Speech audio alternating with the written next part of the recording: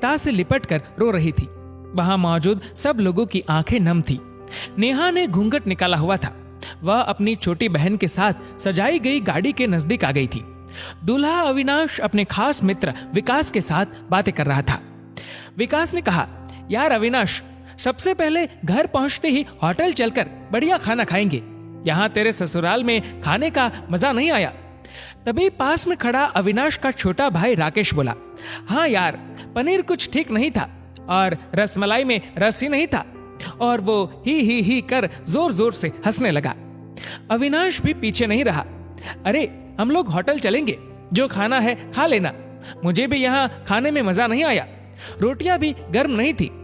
अपने पति के मुंह से ये शब्द सुनते ही नेहा, जो घूंघट में गाड़ी में बैठने ही जा रही थी, वापस मुड़ी, गाड़ी के दरवाजे को जोर से बंद किया और घूंघट हटाकर अपने पापा के पास पहुंची। अपने पापा का हाथ अपने हाथ में लिया और बोली, मैं ससुराल नहीं जा रही पिताजी, मुझे ये शादी मंजूर नहीं। ये शब्द उसने इतनी जोर से कहे कि सब लोग हक्के बक्के रह गए। सब नजदीक आ गए। नेहा के ससुराल वालों पर तो जैसे पहाड़ टूट पड़ा। मामला क्या था ये किसी की समझ में नहीं आ रहा था। तभी नेहा के ससुर राधेश्याम जी ने आगे बढ़कर नेहा से पूछा, लेकिन बात क्या है बहू? शादी हो गई है, विदाई का समय है, अचानक क्या हुआ कि तुम शादी को नामंजूर कर रही हो? अविनाश की तो मानो दुनिया उजड़ने जा रही थी। वह भी नेहा के पास आ गया, अविनाश के दोस्त भी। सब लोग जानना चाहते थे कि आखिर ऐन वक्त पर क्या हुआ कि दुल्हन ससुराल जाने से मना कर रही है। नेहा ने अपने पिता दयाशंकर जी का हाथ पकड़ कर रखा था। नेहा ने अपने ससुर से कहा, बाबूजी, मेरे माता पिता ने अपने सपनों को मारकर हम बहनों को पढ़ाया लिखाया व काबिल बनाया है। आप जानते हैं एक बाप के लिए बेटी क्या मायने रखती है। आप व आपका बेटा नहीं जान सकते क्योंकि आपकी कोई बेटी नहीं है। नेहा रोती हुई बोले जा रही थी। आप जानते हैं मेरी शादी के लिए वह शादी में बारातियों की आवाभगत में कोई कमी न रह जाए, इसलिए मेरे पिताजी पिछले 1 साल से रात को 2-3 बजे तक जाग कर मेरी माँ के साथ योजना बनाते थे। खाने में क्या बनेगा, रसोईया कौन होगा। पिछले 1 साल में मेरी माँ ने नई साड़ी नहीं खरीदी क्योंकि मेरी शादी में कमी न रह जाए। दुनिया को दिखाने के लिए अपनी बहन की साड़ी पहनकर मेरी माँ खड़ी है। मेरे पिता की इस 150 रुपए की नई शर्ट के पीछे बनियान में 100 छेद है। मेरे माता पिता ने कितने सपनों को मारा होगा, ना अच्छा खाया ना अच्छा पिया। बस एक ही ख्वाहिश थी कि मेरी शादी में कोई कमी न रह जाए। आपके पुत्र को रोटी ठंडी लगी, उनके दोस्तों को पनीर में गड़बड़ लगी व मेरे देवर को रसमलाई में रस नहीं मिला। इनका खिलखिलाकर हंसना मेरे पिता के अभिमान को ठेस पहुंचाने के समान है। नेहा हाफ रही थी। नेहा के पिता ने रोते हुए कहा, लेकिन बेटी, इतनी छोटी सी बात। नेहा ने उनकी बात बीच में ही काटी और बोली, ये छोटी सी बात नहीं है पिताजी।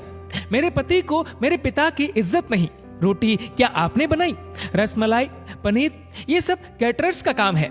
आपने दिल खोलकर व हैसियत से बढ़कर खर्च किया है। कुछ कमी रही तो वह कैटरर्स की तरफ से है।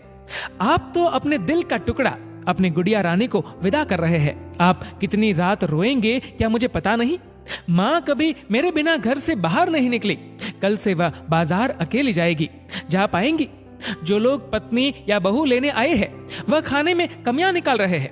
मुझ में कोई कमी आपने नहीं रखी। ये बात इनकी समझ में नहीं आई। दयाशंकर जी ने नेहा के सर पर हाथ फिराया। अरे पगली, बात का बतंगड़ बना रही है। मुझे तुझ पर गर्व है कि तू मेरी बेटी है, लेकिन बेटा इन्हें माफ कर दे। तुझे मेरी कसम, शांत हो जा। तभी अविनाश ने आकर दयाशंकर जी के हाथ पकड़ लिए।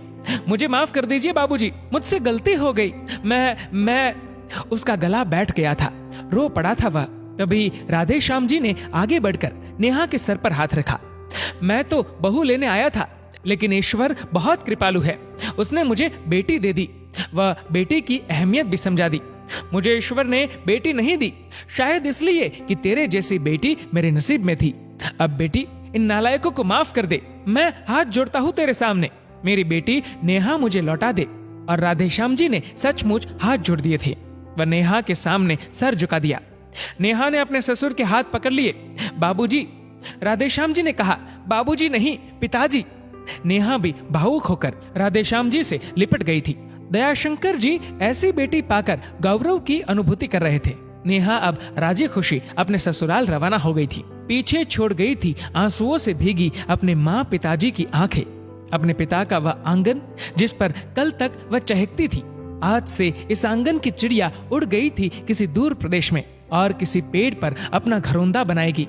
एक बेटी माँ बाप का अभिमान व अनमोल धन होती है, पराया धन नहीं। कभी हम शादी में जाए तो ध्यान रखें कि पनीर की सब्जी बनाने में एक पिता ने कितना कुछ खोया होगा व कितना खोएगा। अपना आंगन उजाड़कर दूसरे के आंगन को महकाना कोई छोटी बात नहीं। बेटे की शादी में बनने वाले पनीर, रोटी या रसमलाई पकने में उतना समय लगता है जितनी लड़की की उम्र होती है। ये भोजन सिर्फ भोजन नहीं, पिता के अरमान व जीवन का सपना होता है। बेटे की शादी में बनने वाले पकवानों में स्वाद कई सपनों के कुचलने के बाद आता है व उन्हें पकने में सालों लगते हैं। बेटे की शादी में खाने की कद्र करें। दोस्तों, इस वीडियो को लेकर आपकी क्या राय है नीचे कमेंट करके जरूर बताएगा। और अगर आपको वीडियो अच्छा लगा हो तो इस वीडियो को लाइक करेगा, शेयर करेगा ज्यादा से ज्यादा लोगों तक। और ऐसे ही और भी इंस्पिरेशनल वीडियोस के लिए सब्सक्राइब करें हमारे यूट्यूब चैनल को और फेसबुक पर